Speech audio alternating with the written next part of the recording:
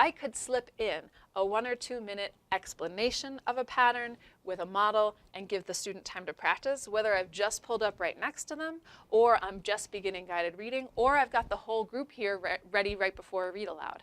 You can think about whether this is a pattern that the whole group needs exposure to, or just some students have demonstrated that they still don't have control over it, or really it's just this one student is missing a couple of sounds that you would expect them to have by now, and so in conferences with them, you might use some of that conferring time to talk about the text they're reading, and then also to fill in some of those sounds and then set them to look for those sounds, more examples of them, in their independent reading book. So it isn't meant to be overwhelming that you could possibly do this at any kind of point in your lesson.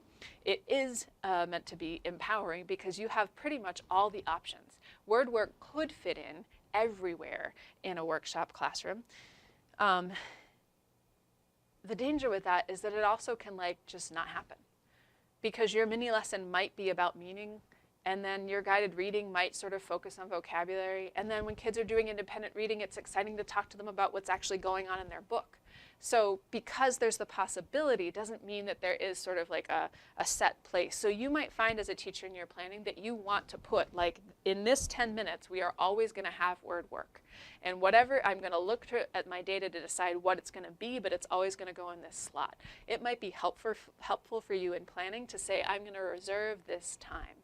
And other people may want to have that more flexible because they have students that have sort of really varied needs in this area. And so you want to be able to do some of it in conferences and some of it before guided reading, and you want to have the flexibility. So the idea here is that instead of mandating you will teach these sound patterns at least once a day for it just doesn't work well when we do that. But letting teachers have sort of professional judgment about where and how. It can't be never. It shouldn't be always. It just has to happen at some point.